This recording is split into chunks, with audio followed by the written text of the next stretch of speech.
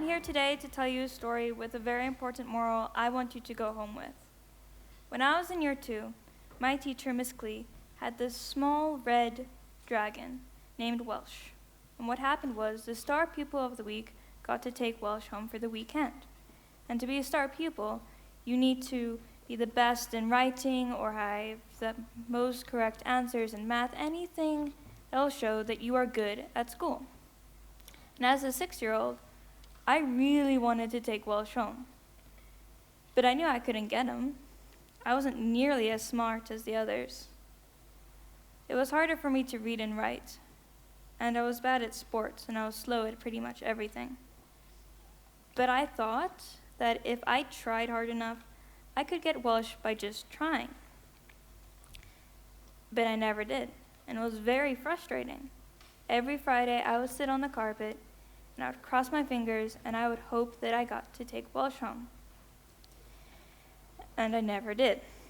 But one Friday, my best friend at the time, Daniela, got to take Welsh home for the second time. And it just so happened that I had a play date with her this day. So I went home with her. And the entire time I was at the play date, I held Welsh, as if I had earned him, as if he was mine. And as soon as I left her house, I had this feeling in my stomach.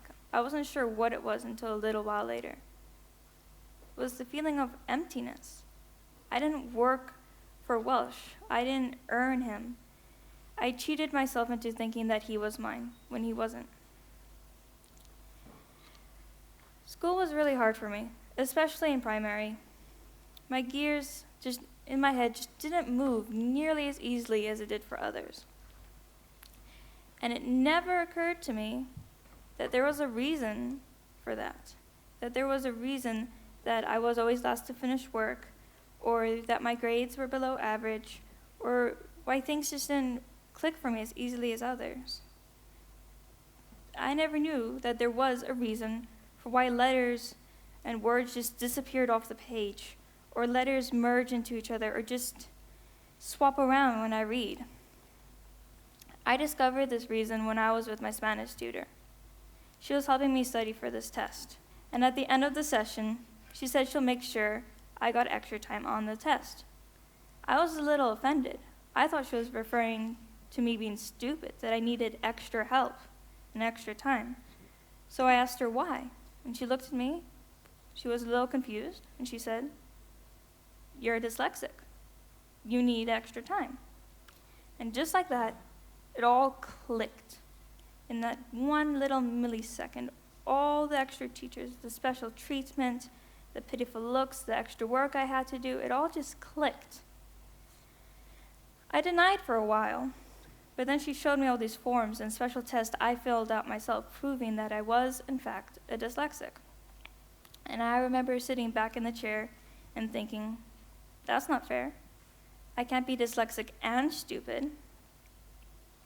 So after that day, after the shock and surprise set in, the anger took over. I just became so angry all the time.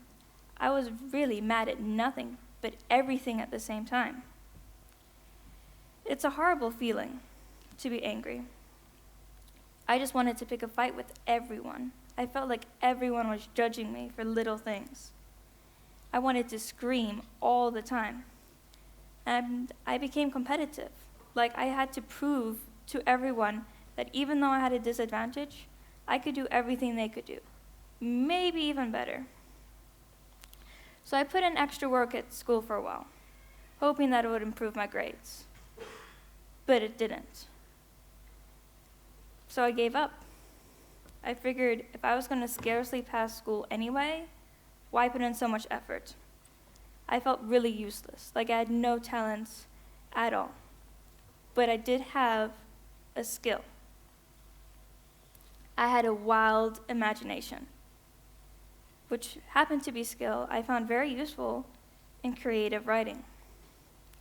I always liked the idea of writing and storytelling and books. And in English, I could write all these stories.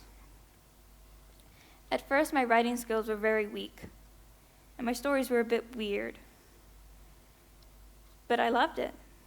It just gave me this rush I had never felt before. It gave me a feeling like I had pure adrenaline running through my veins. And writing made me happy. When I write, all my problems, all my frustration and the stress, it just disappeared. I couldn't explain it. And by the end of the year, I was happy. I even became coming up with a book idea. And less than a year later, I wrote that book. I worked for 7 hours during the summer in the blazing heat every day. I typed until my fingers turned numb. I reread and edited the pages until my eyes burned when I blinked.